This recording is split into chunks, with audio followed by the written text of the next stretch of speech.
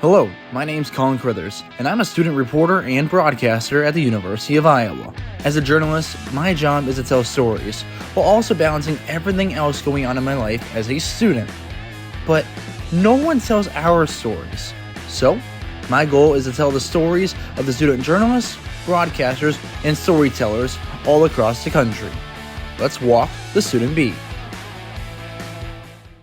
Welcome in. Today we are walking the student beat with Avin. Adam, how you doing? Doing good, doing good. All right, Thanks for so having me. just want to start off, per usual, with want you to introduce yourself and the journalistic outlets you've worked with. Yeah, so my name is Adam Avin. I'm a student broadcaster at Syracuse University. I'm the sports director at CitrusTV, which is our student-run television station up there. I also do a lot of work with our ACC network programming at Syracuse. And that's pretty much what I do at school. And yeah, I love it. It's a blast. Absolutely. So, starting off with going to Syracuse and everything, I think when most people think student journalism, they think Syracuse. I mean, it's one of the best schools in the country for it. Um, I don't know about your story about getting there, but I first want to ask your story about choosing Syracuse and some of the process of getting into some of the sports programs there, because I know that's very difficult. Yeah, right. So the first part, a little bit about my background is I did TV in high school. So, we had a program at my high school that was pretty much strictly news, and so we had a show every Friday. I'd go out into the town here and at home and film stories with my classmates, and we put together our show. We would submit things for competitions and travel, and it was a lot of fun. And my advisor in high school really helped me find kind of my passion for journalism and for broadcasting. But I always knew ever since I was young, huge sports fan, always wanted to cover sports.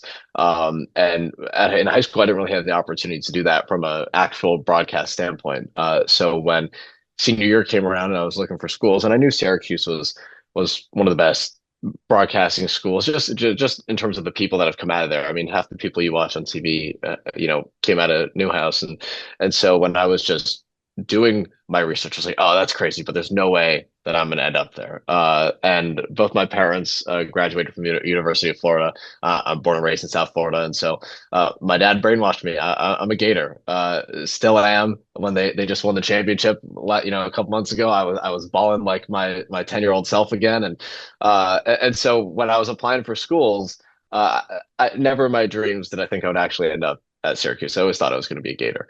But I knew that was what I really wanted to do, and I pretty much applied for every scholarship under the sun.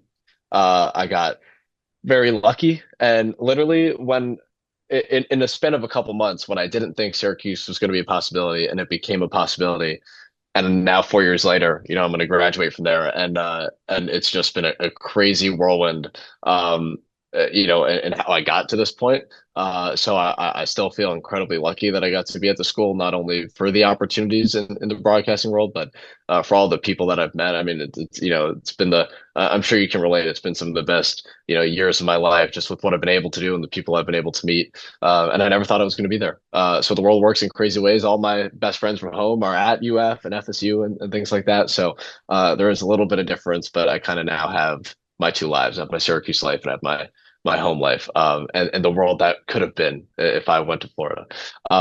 But in terms of breaking into the broadcasting at SU, yeah, it is tricky. And I think what you hear a lot of the time is how competitive it is at Newhouse, and it gets all these kids who work really hard, and it's very competitive and cutthroat. But to be honest with you, I, I don't think people really compete with each other. And it's because we're at the end of the day, we're all friends. We're doing this together. I mean, there's nothing cooler than being able to, hang out and go on TV and talk sports with your friends, and that's what I feel like I get to do every time, you know, the red light behind the camera turns on. So I would say I think it's competitive in the sense that we're all trying to be the best versions of ourselves. Like when I see one of my friends do something really good, it's not me getting jealous, but it's me saying, "Oh, that was really good. How can I do something to emulate that?" Or, "Wow, I really like what he said there. I'm gonna work with that as well because I think I can use that, one day. And so I think we're all constantly trying to bounce things off each other and learn from each other. So I guess it's competitive in that way. We're all trying to be the best versions of ourselves. But I mean, the professors you get to meet, the people who have been in the industry for a long time who come back, and the upperclassmen who have since graduated, kind of led the path for us. So it is hard to break in right when you get there. It does take a little bit, and to find your spot most of the time. But what we always tell everybody, and what I tell everybody there is your time's going to come at some point. There's going to be a time where you're sitting at the desk. Like there is going to be an opportunity for you to report a game in some variety, whether it's a specific sport or a general thing through a class. Like you're going to find your path. Um, so a lot of the time it can feel like you're waiting, but you got to make the most of it because I've done some of my best learning and some of my best, shadowing, waiting in the wings, just seeing how other people do things, how some of the upperclassmen did things.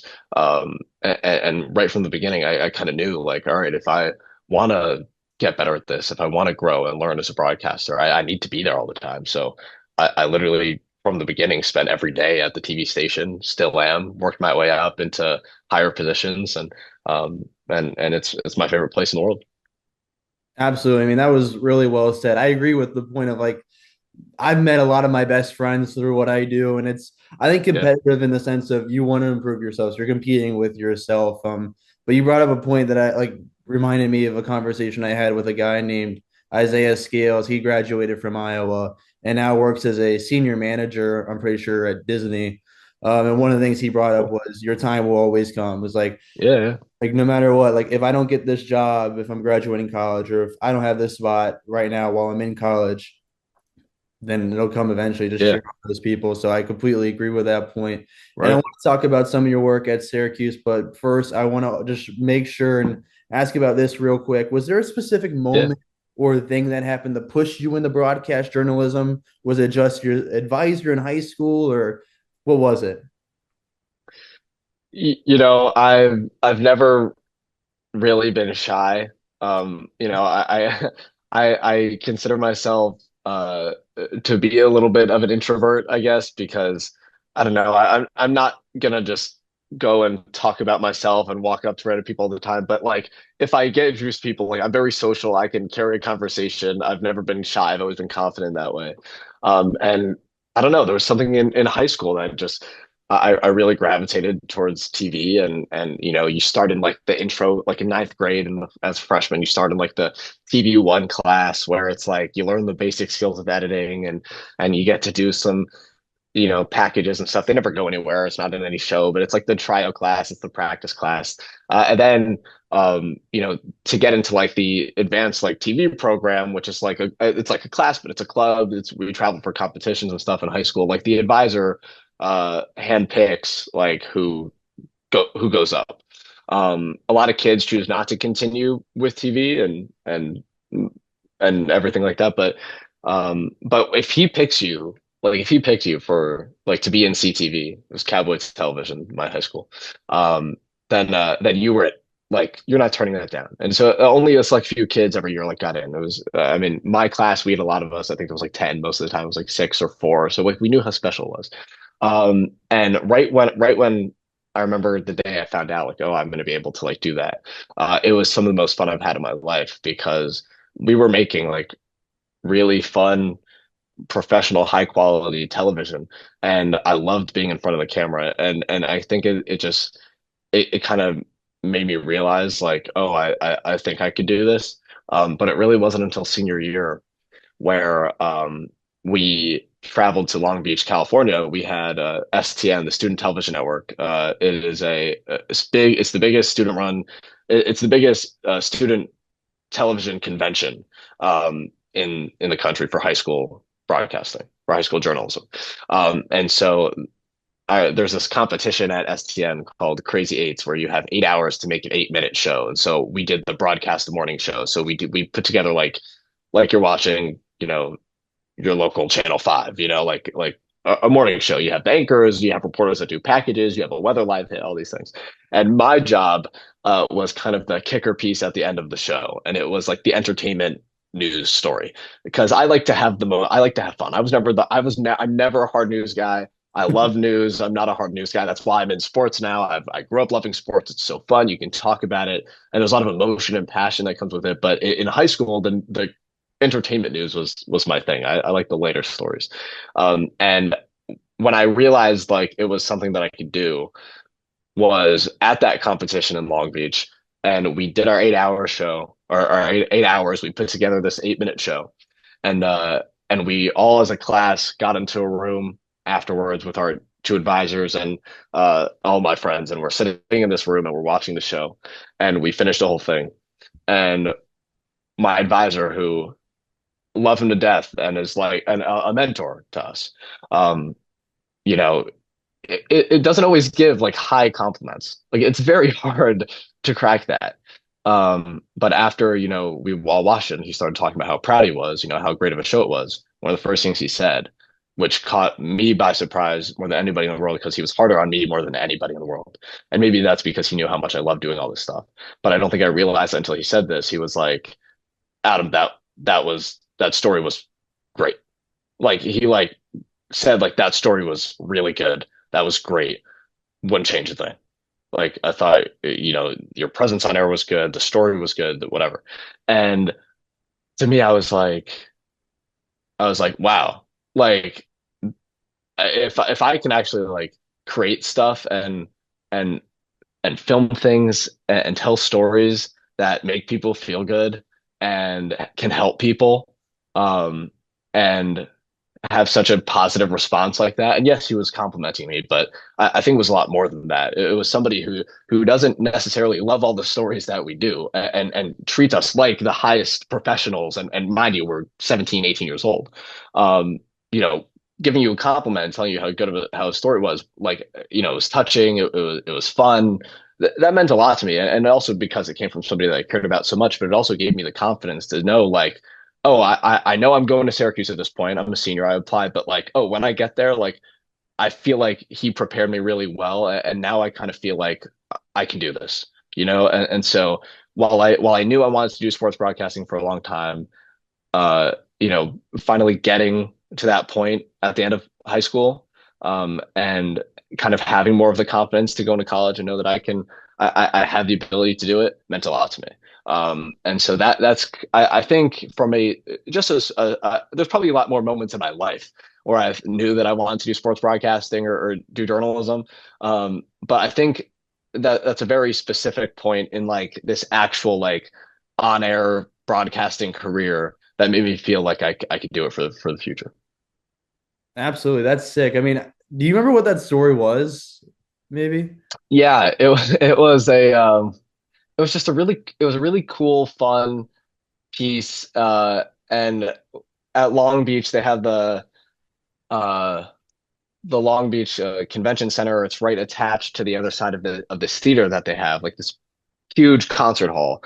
And I was scrambling for stories in the morning, I remember, and every place that I wanted, because my whole thing was like, I want to get an all access look into something, whether that's like a really cool restaurant or a cool whatever, because I'm trying to find interesting facts, fun stories to tell, and you're not going to find that just necessarily by walking on the street. So I was cold calling places if I could come film, and all these places when there's a convention thing like that, they know like kids are going to try and ask to do stories.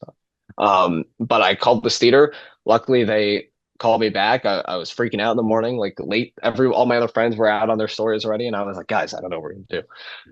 And I called the theater that was like on the other side of this convention center, and luckily they got back to me. And it's such a legendary theater. They everyone that the Eagles performed there. He said that's where their last performance before they like broke up many years ago.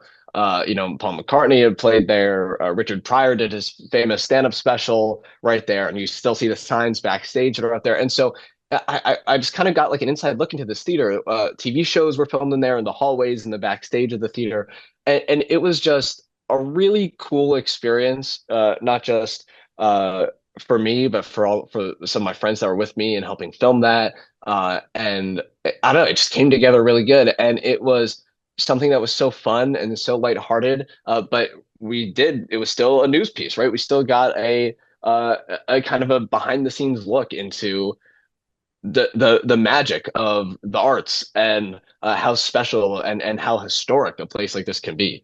Um, and so I don't know. It ended up coming out really good, I thought, for a high school student doing that.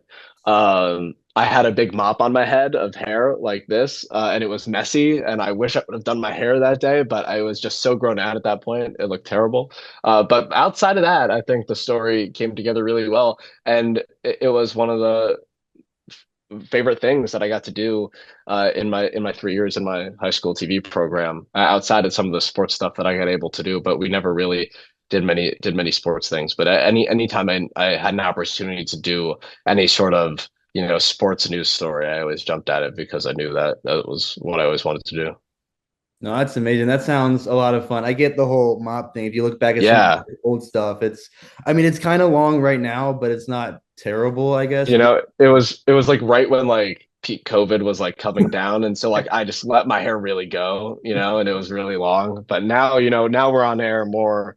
In college, you got to get the haircuts more often. You got to shave more often. You got to look good. So I now, didn't. now I make sure it's a little shorter. It's a little bit done, but yeah.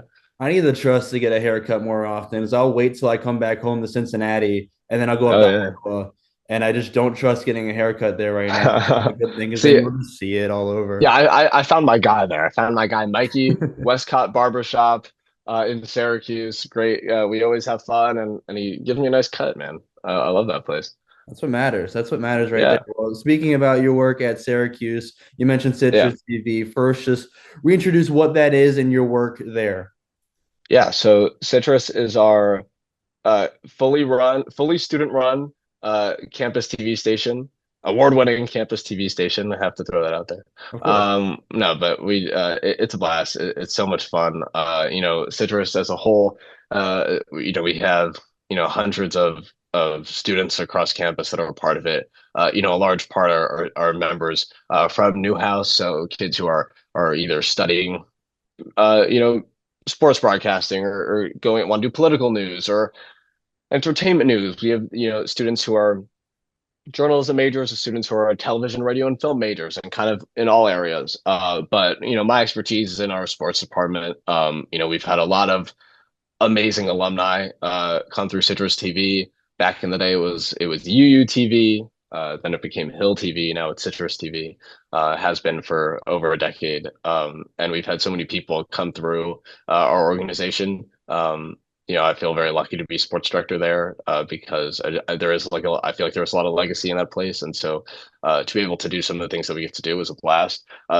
My role there is I kind of oversee the whole sports department. So we have shows that air pretty much every day of the week. I would say about 5 days out of the week, we always have something going on. And production on the 2 days we don't for some of our other shows. So I'm there every day when classes end. Typically, our shows air at night. We have our live post game show, Orange Press Pass, that airs after every football, basketball, lacrosse game, and so those are live. So, and we're doing them right after the game as fast as we can. So, we always have different schedules that are changing. It's really a week to week basis.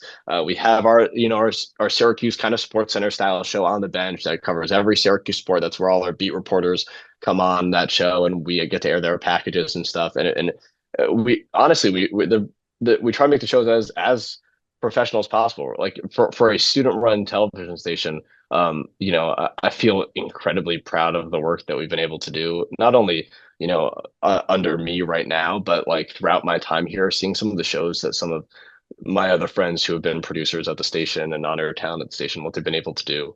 My other friends who have been sports director before me, you know, have been able to do some really incredible stuff. And so, yeah, that's a lot of what I do with Citrus. Just from a day-to-day perspective, I think one of the coolest parts about the station is how we operate, like an ESPN for students almost. For nearly every sport that we have, we make sure that we always have one of our reporters covering that sport on the road for a specific game. So we're very lucky in that way. we try and expand our coverage to the fullest extent. We always have people at the games, reporting at the games, filming the games, and then obviously people back in studio. And we'll have those live reporters join us for the show. And I mean, it's very technically sound in that way. And so it's really cool. I'm lucky enough to host a lot there as well, and I've gotten to report over the years. And so I'm really excited for some of the more of the opportunities that are coming in the fall when we return back to school for senior year, because there's a lot of like extra senior reporting stuff we get to do. Um, but yeah, Citrus is such a fun community. I love spending my time there. There's no other place I'd rather be than sitting in our newsroom and talking about whether or not a specific basketball player is a top 10 player, and just, having fun with each other, and then going to the studio or the control room and making great television. And there's something a lot of fun, but really rewarding about it because we all take it very seriously. And I think if somebody who didn't spend every day with us might, be scared to see how seriously we take it. But we know that, if we want to do this for our career, we got to put our best foot forward. And I'm so proud of some of my friends who do that on a daily basis, who produce these shows and who are on air for these shows, because you can see how much they care about this. And kind of goes back to my point earlier about the competitiveness of Newhouse and of broadcasting at Syracuse. It's competitive because we all want to be the best. And you see that on a daily basis at Citrus. We're having fun with each other and we're having a good time talking about SU sports and national sports and having those conversations. But the second, we walk in a studio and we're having a rundown meeting for the show, we're making sure that every camera movement is good. We're making sure all the lights are good. We're making sure that we're going block by block on the rundown of the show to make sure everybody's on the same page. And it is such a cool thing to see. And being able to shadow people in the professional field, you see like, oh, like I think we're doing it the right way because this is how, they're doing it in the industry. And so I think it's really cool that we're able to do that. We have a lot of fun opportunities at Syracuse through Citrus, and I'm really glad that I have the opportunity to still be a friend to all of my peers, but also help oversee the sports department because it's one of the most rewarding opportunities I've ever had in terms of a leadership role. No, I think that's the beauty of a lot of student journalism is like everyone wants to put their best foot forward, put out their best work, but Yeah, also like everyone's still learning, everyone's still like these are also my friends. So I'm like pretty much the yeah, same age as most of these guys. Like we'll do the same thing, like where a lot of people don't see. Sure, we're setting up in the morning, but like the night before, yeah, we're all playing Mario Kart while we finish up our right. stories or something like that. Yes, You 100%. mentioned extra or maybe more senior reporting, if you don't mind Yeah. expanding on that. Yeah, we do. We have so for all the so we have the revenue sports and we have the non-rev sports. So the rev sports are football, men's basketball, men's lacrosse, and the non-rev sports are pretty much everything else. Although we do treat a lot of our non-rev sports like rev sports, just because we've had a lot of those teams win a lot lately. Um, our men's soccer team won the national championship a few years ago.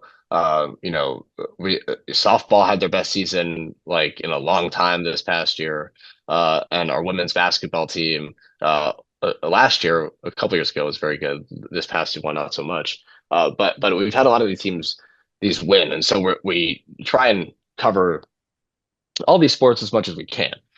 However, for football and men's basketball, the two most viewed sports, whether it's college or just generally, we save those for senior reporting. So a lot of these seniors who have kind of been who've either maybe had opportunities at this point or haven't, will always have the opportunity to have the chance to report on those games, whether that's in studio, whether that's actually at the games.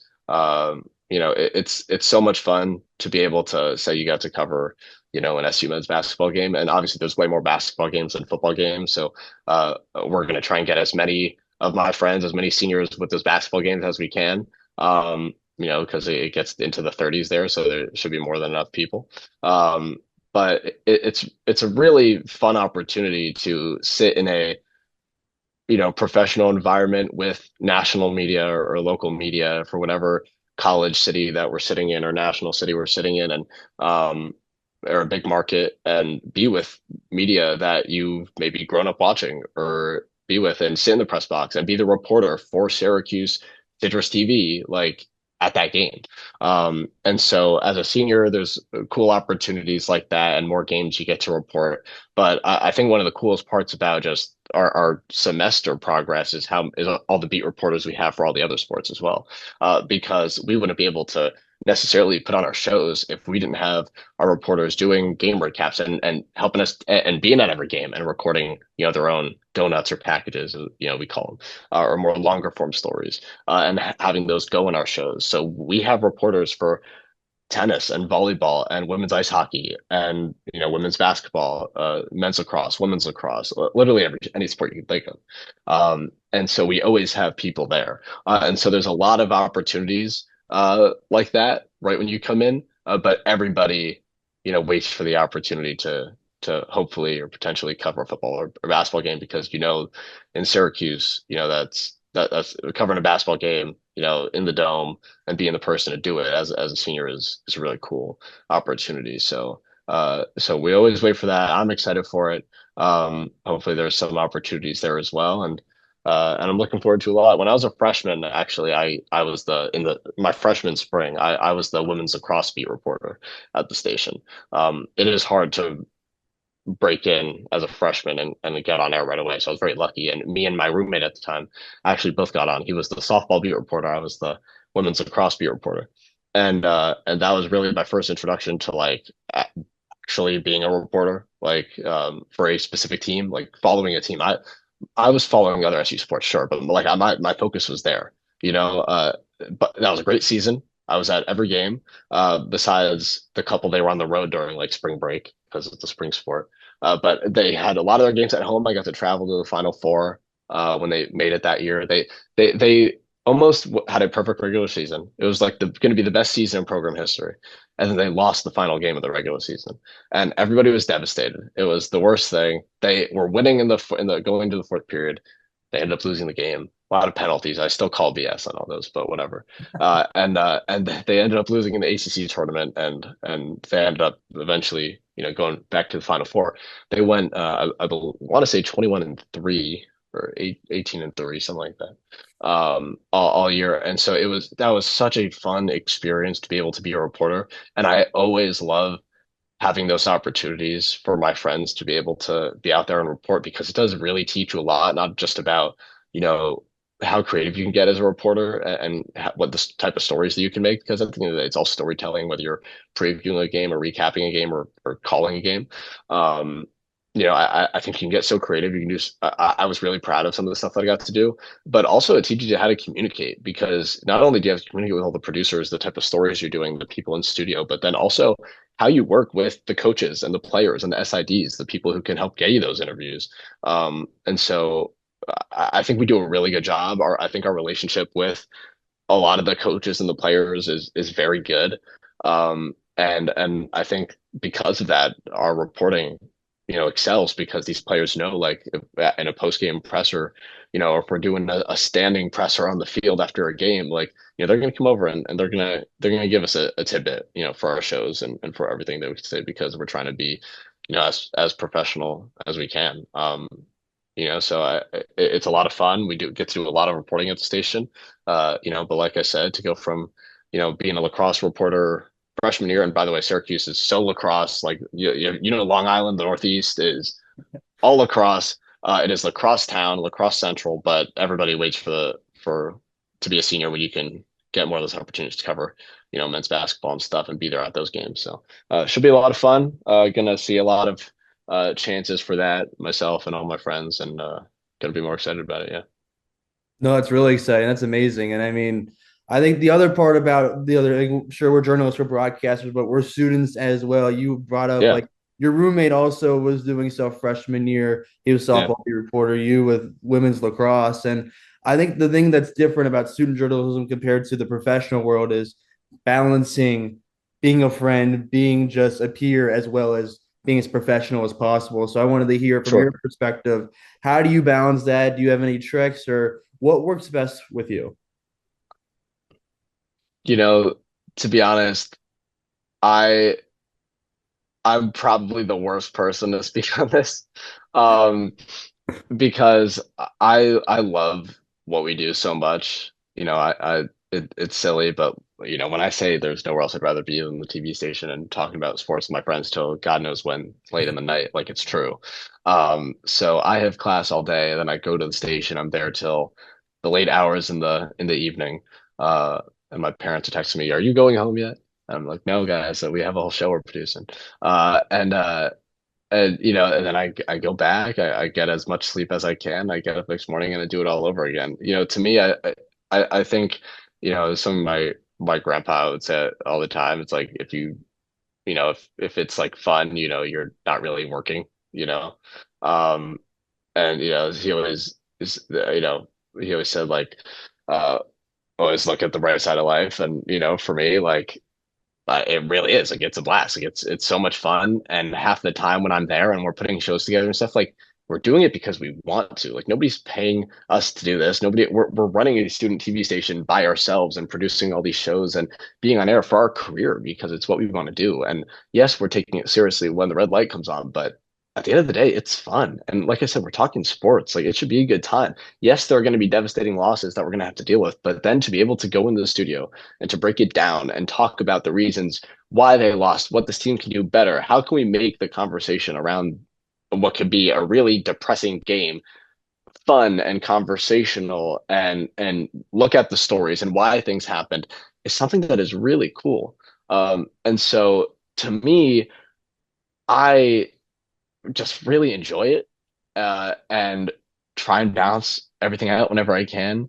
I'm on my phone as much as anybody. I'm just a bad texter, so if I'm at the station, I'm probably not going to reply right away. But when I go home, I want to turn on my PlayStation and play 2K, or I want to play Madden, and go home and eat cereal. Like I'm as normal as anybody, but I am pretty passionate about everything that we get to do. So, like I was saying, if it's fun, it doesn't necessarily feel like work.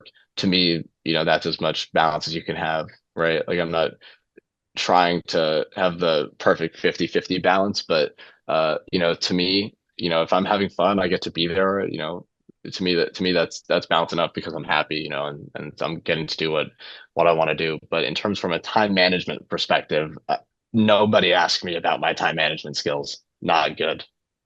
There's a reason I don't ask myself either. I mean, I'm in that boat as well. I Right. love showing up. Right. I have a lot of that's why a lot of my friends are the people I see in the studio each day. I Yeah. mean, I think it's a lot of Me fun. as well.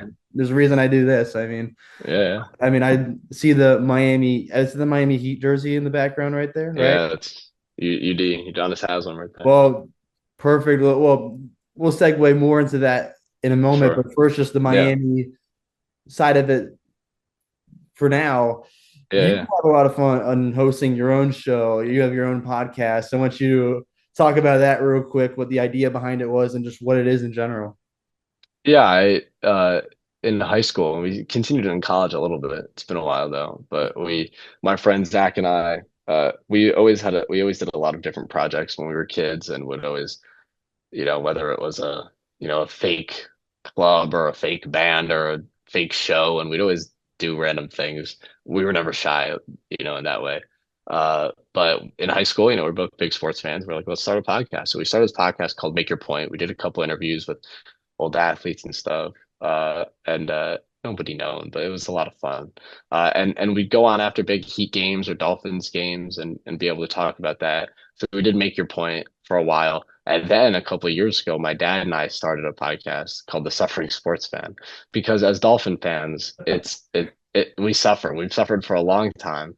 And because it's like how we say it is like it's not just like the Dolphins have been bad and they haven't been good. They're just so mediocre that it's so depressing because they're always like too good to like not get a top pick, and they're always like too bad to never win a playoff game and or make the playoffs. And so my dad and I started that podcast together. So I don't know, it's a lot of fun. It's a good way to express ourselves. As you know, it's why we get to do stuff like this and just be passionate and just come on here and have fun and talk about sports and random things. But yeah, it started with Make Your Point. That was a fun journey with some of my friends. We'd bring on all of our friends. Literally, there were episodes where 9 of us were on there. I tried to direct the whole thing, and then Zach would ask questions, and it would just be the biggest mess. I'm sure that they're all online somewhere. They're all on YouTube. You can go find them. Don't watch them though. And then that was a lot of fun. And obviously we all went to school. We got really busy, kind of unable to do all those. But then last year, my dad and I were just talking, and my dad and I have these. I mean, he's a lifelong Dolphins fan. My grandpa is a lifelong Dolphins fan, and we have very animated conversations on FaceTime and on text. And one day he was like, "Why don't we just do this on camera?"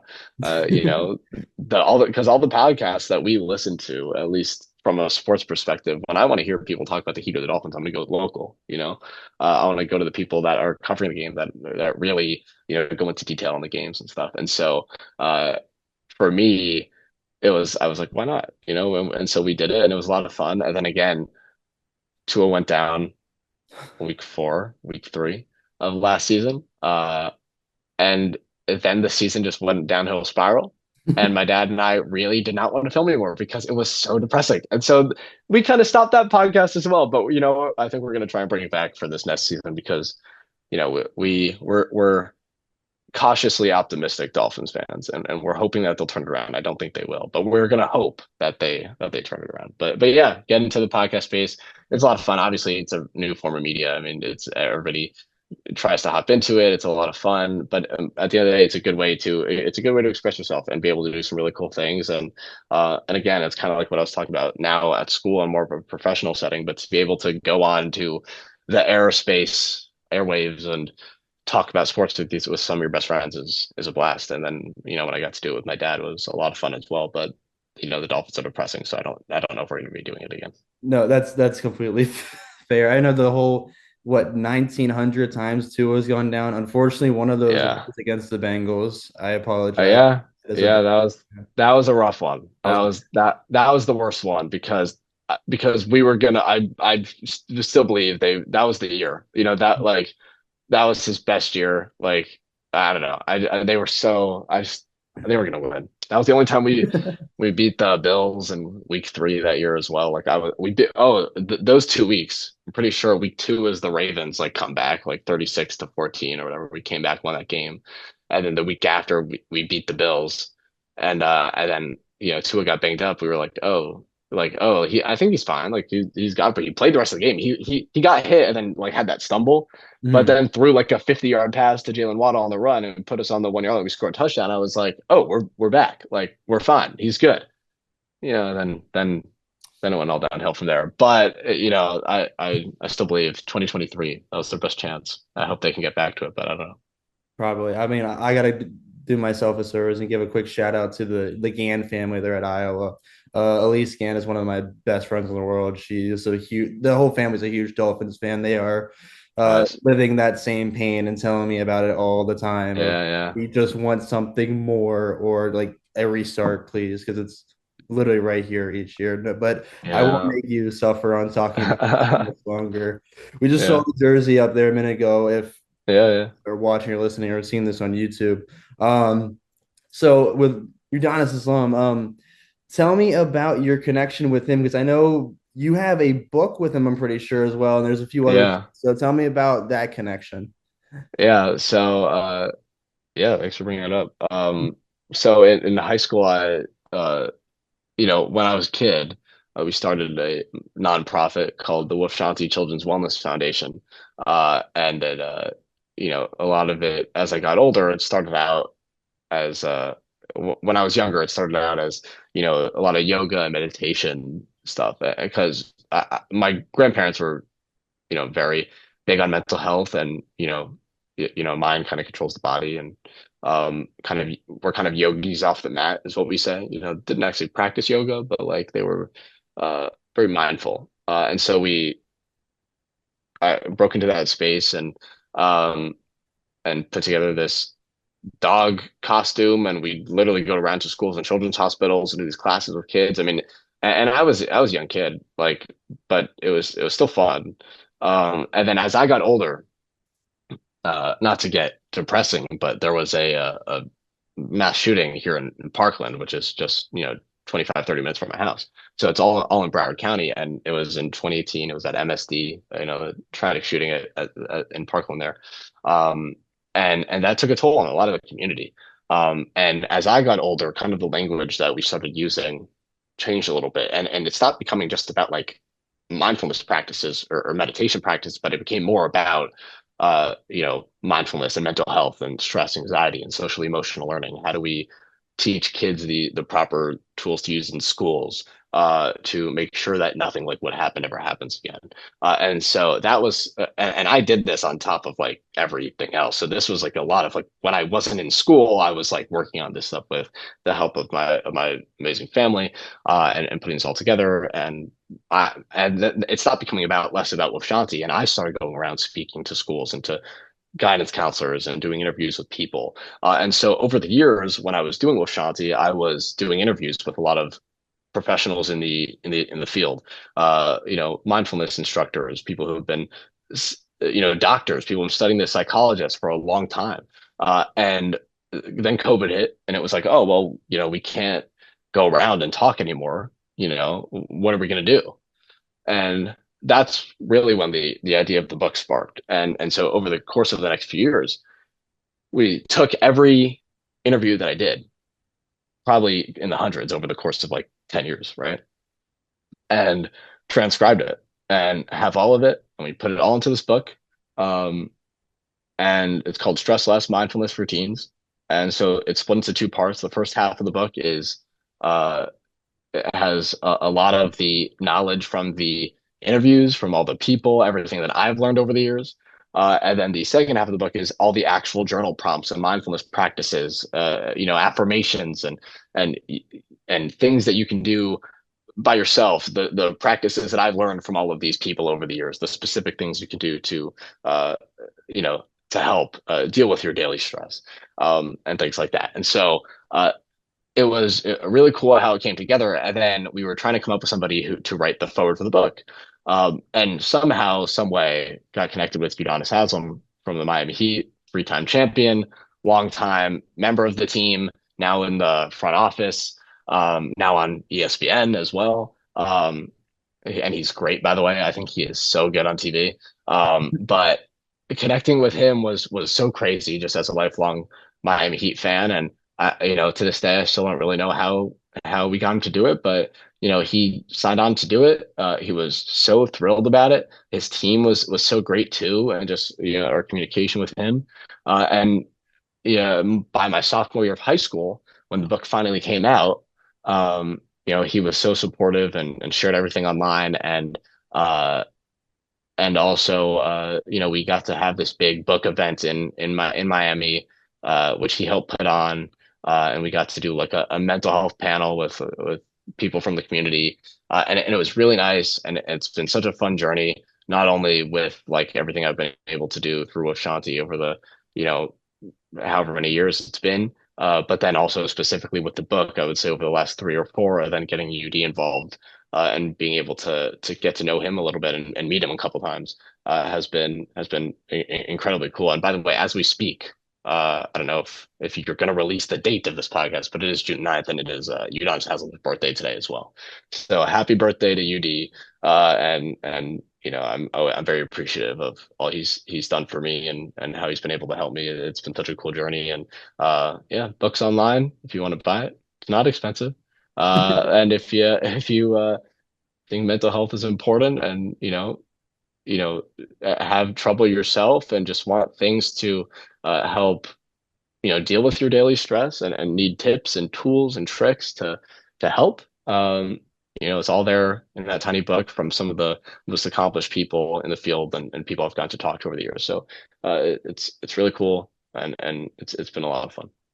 Absolutely. And this will be out on Friday, June 13th. So pretty good timing with that. And I'll make sure I link that book everywhere this is. But I think you might see the direction we are starting to turn just for a brief moment. And if I ever push on anything, please just let me know. But I did see that your work with Will Shanti led to you giving a TED Talk at one point. And I listened to it. So first of all, I got to say, incredible talk there. But if you don't mind just listening, like, What led up to being able to give a TED talk, and then some of the key points you gave in it? Yeah, so I actually that's crazy. I actually gave that when I was 14. I was a freshman in high school. It was like 5 days before I turned 15. Um, and yeah, I mean, it was so crazy, when I found out I was going to do that. I've never spoken in front of a crowd that large before. Like I said, I'm not shy like I could speak in front of 10 people, but not like 500. And so right, it's pretty crazy. But I remember, when I found out I was going to do it, I don't necessarily remember specifics of how it came to be, but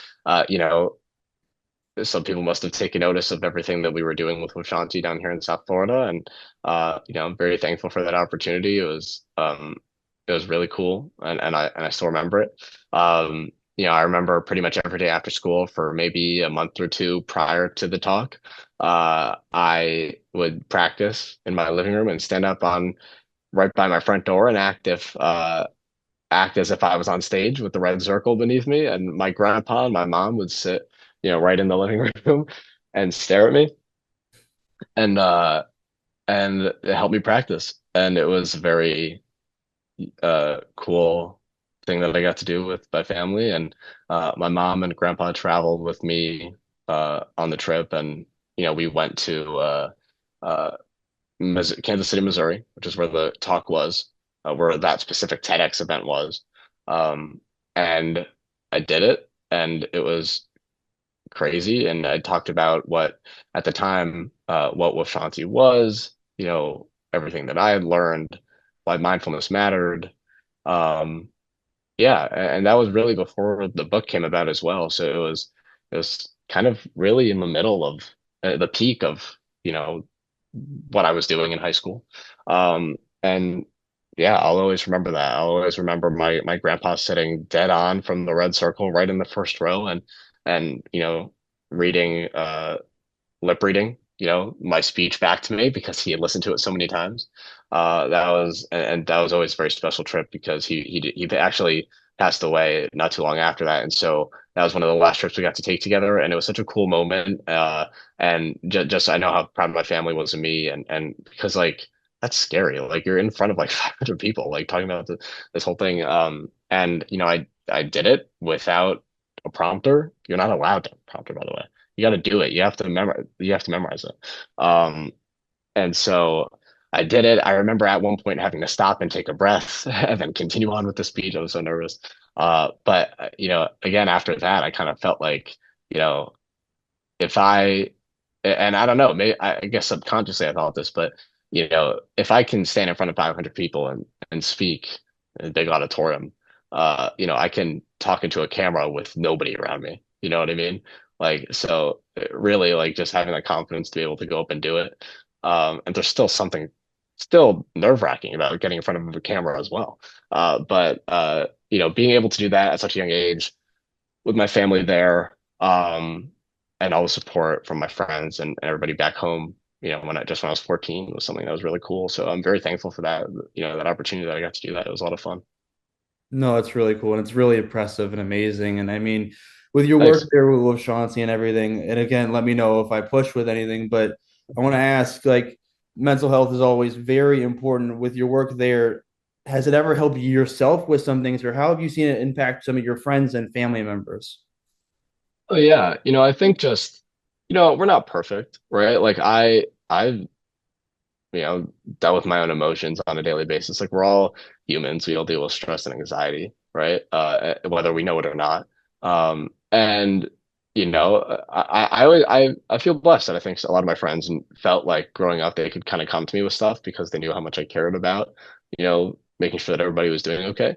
Um, and yeah, I mean, and also like when you do all these interviews and you talk with all these professionals in the industry, mindfulness practitioners, people who teach their own practices and meditation practices and things for a living. Like I felt like I kind of learned to regulate my emotions pretty well over the years, or even if I couldn't, because again, we all deal with things. Like I felt like at least I understood why I was feeling a certain way.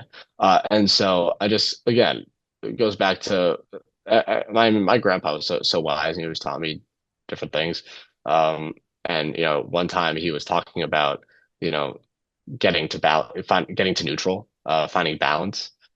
You know, I remember he was going through cancer, and I asked him how can he be so happy? Because my grandpa was always so happy. He was always the happiest person in the world. And I asked him, how can you be so happy? He says, well, I have a lot going on. I'm trying not to be sad about it. I also know I can't be happy about what's happening in my life. So I'm just going to try and get to neutral, you know, or something along those lines. And so I don't know, I kind of still take that with me every day. Like, I'm gonna be myself. I don't need to be happy 100% of the time, but I love everything that I'm doing right now. I love all my friends. I love my family, and to me, that's great. That's really good enough. So um, it definitely, I think being able to talk about mental health and learn and educate myself on it over the years has been really important. Is especially into just me learning for myself, how to deal with things on a daily basis, but then also to be able to teach others and hopefully help people from around the world, growing up is also something really rewarding. Even if I just got to help one person, I think that's really cool. Absolutely. I mean, I think mental health obviously is so important. It comes in so many different forms. I mean, I've never given a talk on your scale before, but I once said, like, I used to talk about how, like, people, like, I had a lot of friends and people in my life that come up like, hey, I don't know if I feel valued or how I don't feel comfortable with myself. And one of the things I used to talk about, and I taught in front of a class once, was like how to value yourself, as in, like, you're the only person who's ever gone through this one thing. You're your own individual experience. And I thought that was a cool concept because when I was struggling with a lot of mental health things, I came to the realization, like, sure, a lot of people I can lean on have experienced the same situation, but I'm my own individual person and get to, like, go Mhm. through life my own way for the first time.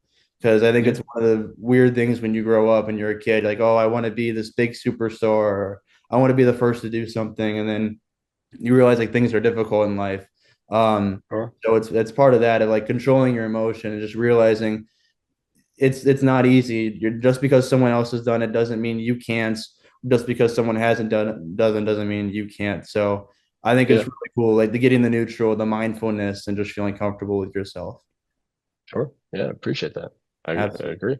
Absolutely. So I think to tie this back into the student journalism part of it is, I mean, we both mentioned the time management thing. We can time manage in a professional sense, but maybe not for us so much me time, maybe Yeah, at right. times. So I want to ask you, from your perspective, how difficult is it as a student journalist to maintain your mental health? Because you're doing the journalism side of it, but you're also doing everything else from classes to any other responsibilities you have. No, I think I think it's definitely manageable, right? I mean, we all have a lot going on. Um, again, I think from at least my perspective and just being around all my friends at school and everything, we love what we do so much and everybody's so passionate about it, that we're able to kind of go through everything together.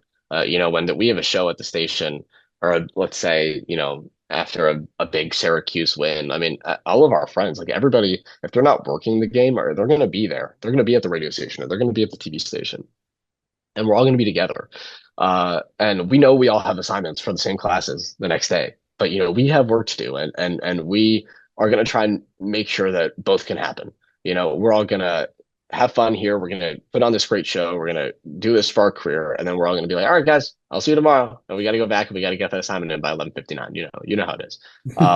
And so, uh, yeah, I think obviously you don't always know what somebody is going through, um, and that can be difficult. But that's why I always try and approach everything, um, with a smile. I always make sure that Citrus TV is a welcoming place. I think it's become way more of a welcoming culture for people, over the time that we've been here. Me and all my friends, the rest of my executive staff that I get to work with on a daily basis. I mean, they all do such a great job with their respective departments as well. Um, and I don't know, I'm not in a fraternity, but it feels like kind of a frat. It feels like a family almost. Uh, a business one, if you will, just because we're all working together, and it really is like such a family vibe and such a brotherhood. I mean, such a community. Um, because now all the people you have class with, you're also at the TV station with. You really get to build a bond with all these people, and it's um, you know, I'm really proud of what we get to do, all the work that we get to do, but more of all the friends and the people that I've met and who they are as human beings. Because I mean, I think that's also why we've had such a great college experience, all of us together, is because, I think a lot of these people are really good people, who care a lot about what they do and have a lot of goals in their life and what they want to do. And I think we all just really respect that about each other, whether we say it or not. So if any of my friends listen to this, then maybe they'll know that I think that. But yeah. Absolutely. I appreciate you taking a moment to talk about that subject with me. So I Yeah, know yeah. go, go, go. So I think the other part we've mentioned a few times that it's a really fun job. What we do, we have a lot of fun with. So when Yeah, you go 100%. back home, you tell someone a story about what you do or something exciting that happened. What's one of the first things that comes to mind of like, oh, this is a funny story to tell from behind the scenes of something that I was doing? Well, number one, Syracuse is cold, so there's a lot of snow stories when I talk with people back home. Not much sun like Florida, but um, yeah, I mean, there's always, I mean, some of the at the end of the year, the sports director's tasked with putting together a blooper reel of all the things that have happened from the year, and it's shown at our end of the year like banquet, um, and I don't know, there's always such funny moments, and there's a lot of times where we need to laugh at ourselves when stuff goes wrong or things break. Um, one of my favorite times that we get to um, have every year is our tryouts at the end of every semester. So we always hold tryouts where you have to come in, you write your own scripts, you do the highlights, you headlines, you host the block of our like pregame show, and it's a whole thing. Um, and you do it when you host your block and it's your tryout. There's always two analysts next to you, because for the host block, not the because you anchor, you do like the headlines for the show and you do the highlights and these things, and then the analysts answer the questions in the when you host and ask them the questions in the next block. And it's a very rigorous time because we have hundreds of kids who want to try out to be on air, and when I say this, and I write this in my emails like and stuff at school all the time, and I tell people this all the time.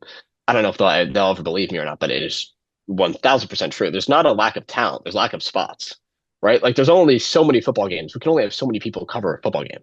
I wish there were hundreds, but there's not. So these tryouts are really an opportunity for people to showcase what they can do. And even if they don't get an on-air spot, um, because all of the producers, I don't even pick, all the producers are the ones who pick who gets on air and that stuff. They can show this to people. Like this is something that they can do, and show and get feedback on from people, whether that's our friends or staff or people in the industry. So myself and the producers take the tryouts pretty seriously, to make sure that every tryout looks good for the person. Um, Now, how we would have fun with it, this is some of my favorite moments, is when we would have a couple of our friends trying out together, because in the tryout groups there's three people. When they were the analysts, we play a small 5-second PSA in between the first block after you do all your own highlights and stuff to show that you can like anchor and be in studio. And then we play the 5-second PSA. In those 5 seconds, me and all the rest of the producers would prepare words for people to say. Random words like snickerdoodle and LeBron James and Among Us, like random things. And I'd write it on a piece of paper. I'd run in, slide it across studio, slide it across, run across the studio, or slide it across the desk to the analyst. And our friends would look at it for the first time and have to go answer the questions. Like if the question was, uh, will Syracuse football finish as a top five team in the ACC next year? And they would have to talk about, and bring up a word. I don't know, as like this if muscle milk was one of the words, which I think it was one time, which was just very funny. We were just coming up with random foods and random TV show things and random stuff to put on the list, and they'd have to add in why is the Syracuse football team needs muscle milk to be a top 5 team in the ACC. I don't know. It was very random. It was a lot of fun. It's kind of you had to be their moment, but it's how we also kind of on those long days of tryouts because again we take it pretty seriously. We're watching every tryout, we're recording every tryout, we're making sure everything looks good for everybody, and we're also kind of watching you and the talent and everything, how you do in studio and all this stuff, and then also get to have a little bit of fun with some of our more veteran friends who can kind of handle that stuff. But we had a couple times where they started breaking in the middle of the tryout. Like they started cracking up laughing because they were so like, this is just ridiculous. And all those moments are just always fun. And they kind of remind us like, all right, like we take ourselves maybe too seriously sometimes. Like this is fun. It's a fun moment. And so we always try and have laughs, whether we're just hanging out, producing the show and hanging out, or in moments like that where we get to do tryouts and other things. But we always make sure that we're doing our job, but we're having fun at the same time. So it's just those kind of memories that are like I said, kind of you have to be their moments, but things that I'll remember for a long time, just in terms of what we're able to do and how much fun we get to have. It's always just a blast. Absolutely. I mean, I remember last summer I was calling baseball with the Hamilton Joes, their team near Cincinnati, Ohio, the summer collegiate baseball team near Cincinnati. And each Yeah. day before I did play by play, I would send a text to like a few people, like, hey, give me like 3 or 4 random words. And some of them were like Yeah. simple or whatever. And then they were just other ones were simply outrageous. But you mentioned Right? Isn't that so tryout. much fun? Isn't I know that it just is fun random because random things? I like to like try to not get them until I was right about to go on air, so I didn't have time to like prep it beforehand. I didn't think that was as fun. I could be like, oh, I could use it in this way. I could look at it Right. beforehand, and Right. then be like, all right, how do I work this in during the fourth inning of a baseball game that's Yeah. Yeah. 0-0 or something like that. Right. Right. But you mentioned a tryout process, and you mentioned that it means Yeah. get on air. But is that to become like a beat reporter as well, or? Yeah, it's kind of for everything. So if you want to be an anchor for some of our shows, or if you want to host some of like our pregame show, for example, Q's Countdown, or if you want to be a beat reporter, all of those shows, you kind of have to try out for it. And so you get to host and do highlights and headlines and stuff. Honestly, I think it's a really good way to just showcase, your skills and what you can do. Um, it's probably one of the easier ways, like the producers can kind of pick the talent because they're literally sitting and they're watching everybody and taking notes and what is how can we have our show with these people the talent, and we got to think about this stuff and whatnot. But even for the people that don't get spots, like I think that it's very good, and again it shows why Syracuse and Newhouse can be perceived as so competitive because there's not like a lack of talent. There is just a lack of spots. We can only send so many people on a road to cover a game. I wish we had the money to send everybody, but we don't. And so we have a lot of fun. There's a lot of opportunities for everybody. We always have like extra sports training shows, and puts on other things where we can allow people to kind of showcase what they can do. Um, so we always try and come up. We do other reporting outside of just Syracuse stuff, local teams and things. And so we always try and come up with ways to get people involved because I know like a lot of the time when you get to a school and you're so hyped to get on air and start your career as a sports broadcaster in college and stuff, like you're expecting like you're going to get on right away. But I think I can speak for a lot of the schools in the country where like that's not how it is. And so you're going to have to wait. You gotta, obviously there's senior priority. There's people who've been through it, who've been around the block, who have been waiting for the opportunity to call the highest games or to report on the highest games or to be the host or the anchor, or whatever. And there's going to be a little bit of waiting you have to do. So, but I think we've done a really good job at trying to come up with opportunities early on for freshmen and sophomores to make sure that they're prepared for when their time hopefully and eventually does come. When they're a junior or senior. Absolutely. And I mean, I think this will be a cool part coming from Syracuse, the listener answer for this. I mean, I think there's always people that are looking for opportunities or trying new things, but from your Yeah. perspective, why is student journalism in any form, whether it's broadcasting, reporting, writing, why is it important for people to pay attention to? You know, I think we're the next generation of storytellers, right? Like I said before, storytelling is so important. And even when it comes into sports, whether you're previewing a game or calling a game or recapping a game, we're telling the story of what happened. I mean, we're not talking about world-changing issues necessarily. I'm not going to go and like I'm not could I go on and talk about tariffs? Sure. But like I'm talking about like the outcome of a game. If something crazy in the game happens, I want to be passionate and tell you about what happened, right? Like it's supposed to be emotional, it's supposed to be fun, it's supposed to be passionate. We're supposed to be informing people. Um, and one of the things that I keep coming back to all the time, especially in this age of AI and job security and whatnot, people love hearing people. People love being told the story from Mike Breen calling the NBA Finals.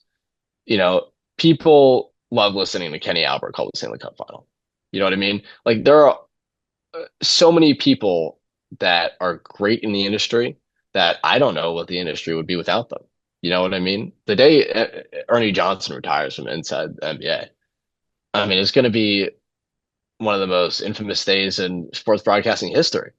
You know, and it's because of the connections that these legends in in the broadcasting community in our world have built with the viewers over so many years. And we look up to all these people in the industry. That's why student journalism, student broadcasting is important because we want to be that one day, right? We want to get to that point. We love telling stories. We love talking about sports for a living. People love watching sports for a living.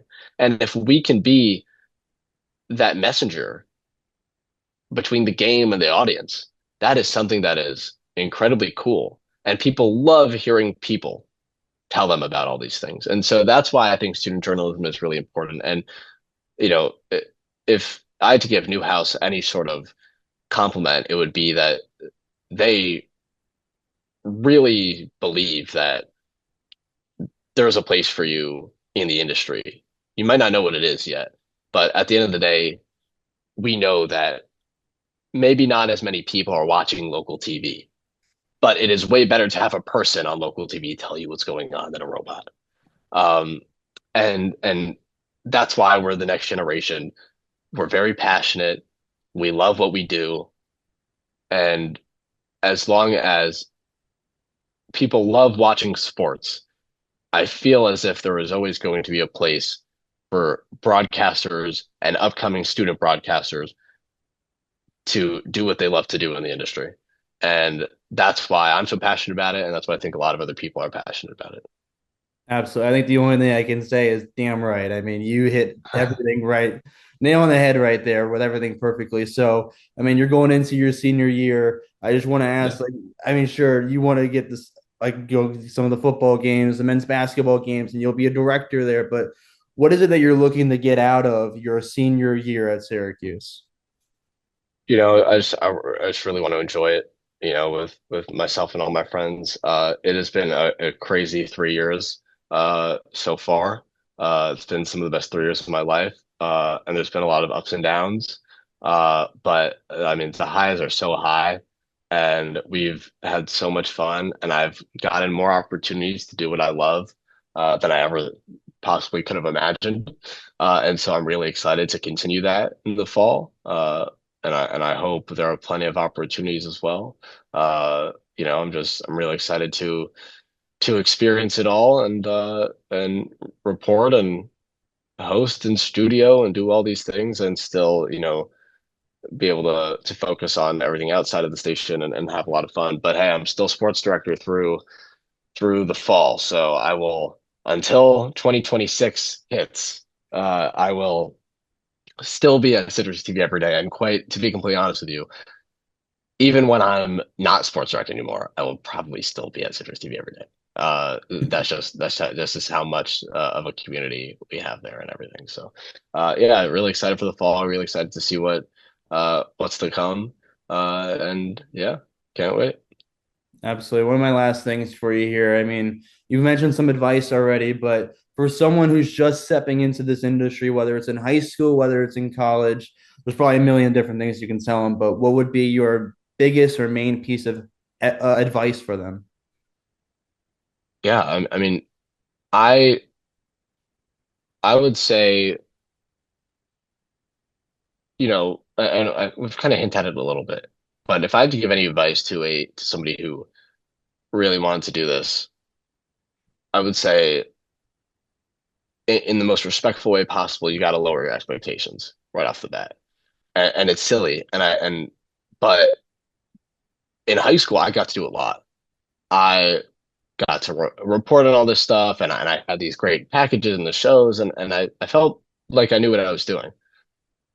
I knew how to edit and stuff before coming into new house and do all that. But at the end of the day, you graduate at the same place. I have some of my friends, some people I've seen graduate in the last 3 years who went to a high school with no television experience, no radio experience, no film, no yearbook, whatever, are some of the best, most talented people I've ever watched on TV in my life or call a game in my life. You all graduate from the same place. You, it's rare that you're going to come in right away in the fall of your freshman year and host a show. It's probably not going to happen. Um, Especially if you're at a school like Iowa or Northwestern or Missouri or USC, right? Like or Syracuse, obviously. Uh, Speaking from experience, um, but you gotta come in with the attitude that I'm going to come in, I'm going to work my butt off, I'm going to do whatever I can to make sure that I'm ready for my moment. Um, I've done some of my best work and some of my most growth by just sitting back and watching and asking questions to people. Hey, why should I do this? Why are you doing that the way that you're doing that? Um, and lowering my expectations a little bit. Um, because I feel like it really makes you work harder. When I started to realize at school that I was with 100 other kids who are me, it's we're all the same. We all want to do this. We're all passionate about this. You have to have the confidence that you think you could do it, that you want to be the best. All that's understandable. But you can't go in thinking that you deserve something more than everybody else because everybody's going to work, especially at a school like Cuse. Everybody's going to work as hard as you to do this. So come in with low expectations, work your butt off because your moment will come, and when it comes, you're going to be ready for it if you do all that. That's what I'd say. Absolutely. I really appreciate it. I'm sure someone else will really appreciate it out there as well. So, last thing for you, student journalism, a big thing is connections, networking, and being seen. So, take a moment here just to kind of give a plug to anything you want, anything you want people to take a look at. I appreciate that.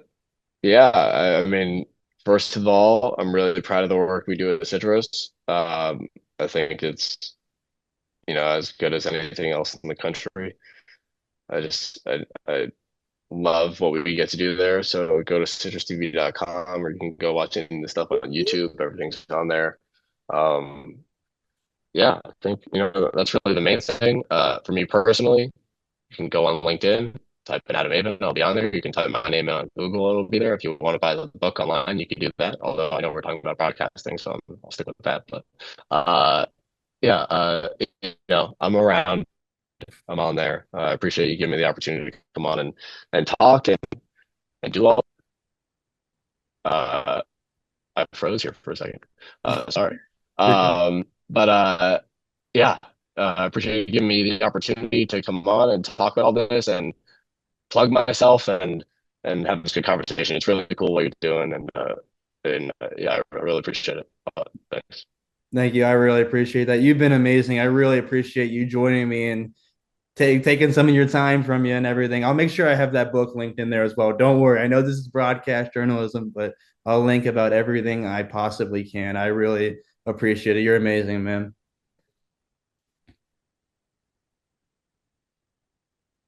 I could Yeah, cut out. you are too, dude. Appreciate you for having me. Thanks. Absolutely. Well, thank you again, and we'll see you around. Well, make sure to check out all of Adam's work. He's set to have a really exciting year at one of the best journalism schools in the entire country. And of course, pay attention to mental health. Your mental health is important. You are important. And if you're ever struggling, there's always someone you can reach out to. And remember, you matter. If you want to stay up to date with all upcoming episodes of The Student Beat, make sure to follow me on X, formerly known as Twitter, at C_Carithers33. We just walked The Student Beat. I'll see you next week for a new episode.